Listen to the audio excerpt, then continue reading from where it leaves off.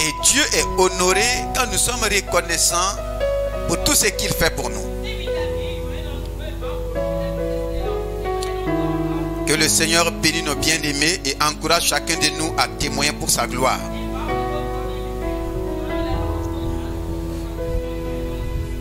Donc ce matin, nous allons continuer avec le thème l'année du combat spirituel victorieux par le Saint-Esprit et la parole de Dieu, par la prière d'intercession et d'autorité. Et nous sommes dans la décennie de l'expansion gracieuse. La décennie où le Seigneur a décidé de répandre sa grâce partout. Et la liberté est donnée à chacun de nous d'accueillir, d'accepter cette grâce. Et nous avons vu à travers la parole de Dieu, tous ceux qui ont cherché la grâce de Dieu, Dieu les a permis de trouver sa grâce. Et vous allez voir dans la parole de Dieu des hommes à qui le Seigneur a dit, tel homme trouva grâce aux yeux de Dieu. La grâce n'a pas commencé aujourd'hui. Même au temps de Noé, la grâce de Dieu existait et Noé qui l'a cherché l'a trouvé et a pu sauver sa famille.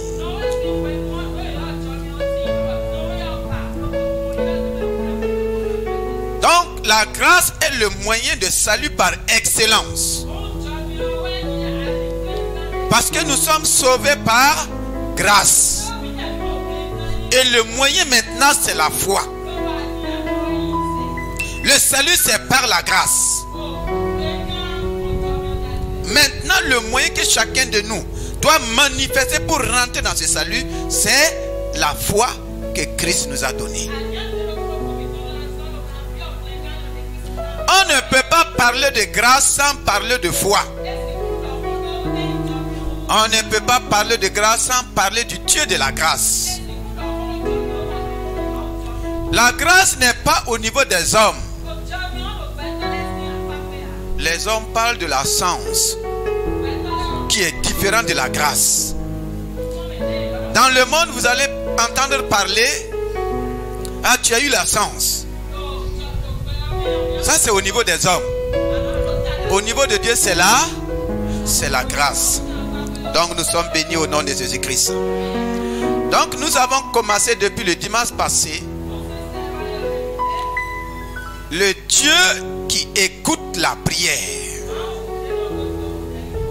Et sa parole dit, toi qui écoutes la prière, tous les hommes viendront à toi. Est-ce que tu es revenu sur cet enseignement? Non seulement cela est prêché ici, mais vous pouvez continuer à suivre cela à travers les réseaux. Ça y est, sur YouTube, vous pouvez prendre CIE, MIA, Siège, Bénin et vous allez suivre l'enseignement. Nous avons constaté, comme la sœur l'a dit, parce que le témoignage de la sœur à Povo, c'est un témoignage interpellateur et un témoignage d'avertissement. Le Seigneur l'a montré dans une fosse pour parler à son cœur. Cette sœur, je l'ai connue quand elle a commencé à venir à la mission. Elle était très malade et régulièrement, maux de cœur. Et le Seigneur, dans sa grâce, l'a délivrée de tout cela. Et elle avait commencé à s'épanouir et même à servir le Seigneur. Brusquement, elle rechute. Et c'est là que le Seigneur a dit, c'est à cause de ta vie. Et tu dois mettre ta vie en règle. Et il a dit, vous qui venez ici, la parole que vous recevez, prenez garde et conformez-y votre vie. Dieu ne parle pas au hasard. Ce n'est pas pour me flatter, ce n'est pas pour te flatter. La parole qui est prêchée, c'est pour moi, c'est pour chacun de nous. C'est pourquoi il dit, Si vous recevez la parole de Dieu, mettez votre foi. La plupart du temps, on reçoit la parole le dimanche. Mais le dimanche soir, si on demande à quelques-uns, qu'est-ce que vous avez reçu le dimanche matin? Ils ne sont même pas capables de vous donner un seul verset. Et j'ai interpellé les responsables de cellules quand j'ai commencé à les lire sur les réseaux. Vous venez de recevoir fraîchement un message. Au lieu de continuer à développer cela entre vous, c'est les ramassis de l'internet et de tous les réseaux que vous envoyez pour étouffer ce que vous avez reçu. Et vous revenez dimanche comme si vous n'avez rien, reçu. Est-ce que le Seigneur ne connaît pas le besoin de chacun de nous? Est-ce que le Seigneur ne sait pas ce que je traverse? C'est pourquoi il nous parle.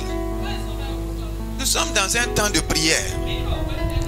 Et le Seigneur nous a interpellés, exhortés à la prière.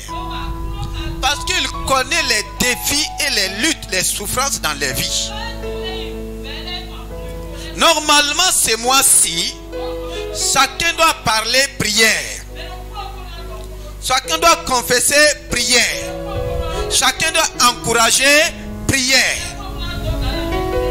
Parce que Dieu nous a dit, lui, il est un Dieu qui écoute la prière. Et il nous a dit que la prière est le moyen, le chemin par lequel tous les hommes sans distinction peuvent revenir à lui. Montrez-moi le chemin par lequel l'homme peut revenir à Dieu. C'est par quel moyen? C'est par le moyen de l'argent? C'est par quel moyen l'homme peut revenir à Dieu? Le moyen de la prière. C'est pourquoi il dit, toi qui écoutes la prière, tous les hommes, si tu es parmi la race des hommes, tu peux venir à Dieu. Et le roi David a découvert cela parce qu'il est un homme de prière. C'est un homme qui a été tellement éprouvé depuis son jeune âge, depuis qu'il était berger. Il a été éprouvé par les animaux, il a été éprouvé par les hommes, il a été éprouvé par les esprits, il a même été éprouvé par le diable. Parce que vous allez voir, le diable un jour l'a excité à faire le dénombrement et ça lui a coûté très cher. Il a eu tous les combats dont le thème nous parle cette année. Et c'est lui qui nous dit, toi qui écoutes la prière, tous les hommes viendront à toi. Et s'il parle de venir, ça veut dire on s'est écarté, on s'est éloigné. Quelqu'un qui vient n'est pas présent. Et pourquoi il n'est pas présent? Il est à distance et il doit venir. Et qu'est-ce qui a constitué cette distance? Il dit, nos iniquités nous accablent. Nos iniquités nous ont éloignés de Dieu. Et la prière est le moyen, malgré tes iniquités, de revenir. Et quand tu reviens dans l'esprit de repentance, il dit, heureux celui que tu admets, celui que tu choisis et que tu admets dans ta présence. C'est cette personne-là qui peut être rassasiée du bonheur de sa maison, de la sainteté de son temple, de la sainteté de son temple. Le verset 6 dit, par ta bonté, tu nous exauces par des prodiges. Par ta bonté, tu nous exauces par des prodiges. David a vu les prodiges de Dieu dans la prière. Pourquoi toi et moi nous ne voyons pas les prodiges de Dieu dans la prière? Et si nous avons commencé à prier, nous nous attendons à des prodiges. Si ta situation a besoin de prodiges, la prière est le moyen. Si ma situation a besoin de miracles, la prière est le moyen. Quel que soit ce que ma situation a besoin, Dieu dit la prière est le moyen. C'est le moyen par excellence. C'est la voie par excellence. C'est le chemin que Dieu a donné à tous les hommes de revenir à lui.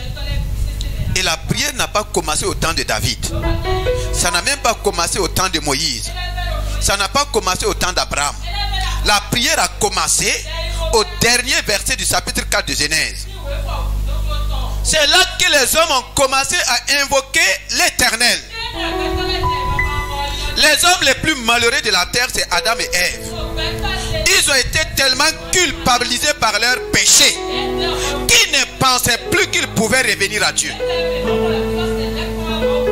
Mais ceux qui l'ont découvert sont revenus à Dieu pendant que eux-mêmes ils étaient là. Ils ont dit mais c'est pas possible. Nous on croyait que c'était fini. Comment Enoch a fait pour marcher avec Dieu et être enlevé sans connaître la mort? Il a rencontré Dieu dans la prière. Il a rencontré Dieu dans la prière. Maintenant, le Dieu qui écoute la prière, le Dieu qui exauce la prière, s'est rendu compte. Il a été étonné de voir que les hommes ne priaient plus. Est-ce que vous savez qu'il y a eu un temps ou bien une époque où les hommes ne priaient plus? Et le prophète Ésaïe, vous savez, c'est Ésaïe qui a donné les plus grandes prophéties sur Jésus-Christ. Ésaïe dans son chapitre 59 dit, je crois que ça doit être le verset 15 à 16. Il dit que Dieu est étonné de ce qu'il n'y a personne qui intercède pour que son bras lui vienne au secours, en aide. Les hommes ne priaient plus. Il y a des chrétiens qui se disent enfants de Dieu qui ne prient pas et qui n'aiment pas la prière. Ils croient qu'ils peuvent louer des gens pour prier pour eux. Il y a quelqu'un qui peut louer une maison pour dormir, mais tu ne peux pas louer quelqu'un pour qu'il prie pour toi. Tu peux louer moto, tu peux louer voiture. Mais la prière là, chacun doit prier. Si toi tu pries, la prière de quelqu'un peut t'accompagner et peut t'aider. La plupart de tous ceux qui demandent prier pour moi et eux-mêmes ne prient pas, quels que soient les milliers de personnes qui prient pour eux, il n'y aura jamais résultat. Si quelqu'un dit priez pour moi, c'est que lui aussi il est engagé à faire quoi? À prier. Nous sommes en train de vouloir changer les tendances. Quand Esther a dit à Mardochée d'aller prier, jeûner et prier pour elle, qu'est-ce qu'elle a dit? Moi aussi et mes serviteurs, nous allons jeûner et prier. Et le troisième jour, je vais me présenter sur le roi. Personne ne peut s'en défaire. Si tu te défais, tu verras effectivement ta prière, ta vie. Quand Dieu s'est rendu compte que les hommes ne priaient pas, cependant il avait érigé un grand temple appelé temple de prière, maison de prière. Et les dimanches, nous avons vu avec regret que Jésus-Christ, quand il rentrait à Jérusalem, la Bible dit, il a fait quoi? En voyant Jérusalem, il a commencé à faire quoi? À pleurer. Pourquoi il a pleuré? Pourquoi il a versé des larmes? Il dit, toi aussi, si tu avais connu le temps de ta visitation, si tu avais su que Dieu voulait rassembler tes enfants comme une poule rassemble ses enfants sous ses ailes. Mais malheureusement, cela t'est échappé. Pourquoi? Parce que tu ne pries pas. Les bonnes choses de Dieu nous échappent parce que nous n'avons pas de relation avec Dieu. Nous n'avons pas de relation avec sa parole. Nous n'avons pas de relation avec son esprit. Les choses de Dieu vont nous échapper, comme ça a échappé à Jérusalem. Et Jésus dit, le jour viendra où l'ennemi va te cerner de toutes parts et te détruira.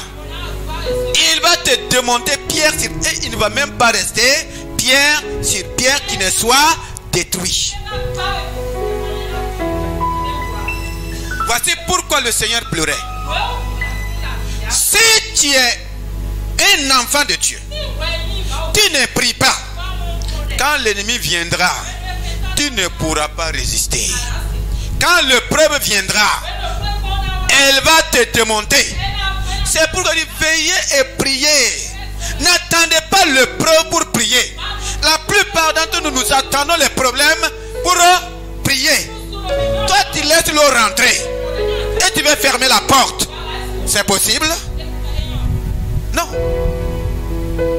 Veillez et priez afin que n'attends pas qu'il y ait problème pour courir. Plusieurs d'entre vous, tant qu'il n'y a pas de problème, vous ne courez pas à l'église. C'est pas ça la vie chrétienne. Il dit, un jour viendra, le jour viendra où l'ennemi rôde et il cherche. S'il voit que tu ne pries pas, il sait que ta vie est exposée. Ton foyer est exposé. Ta famille est exposée. Il va commencer à faire quoi? À détruire.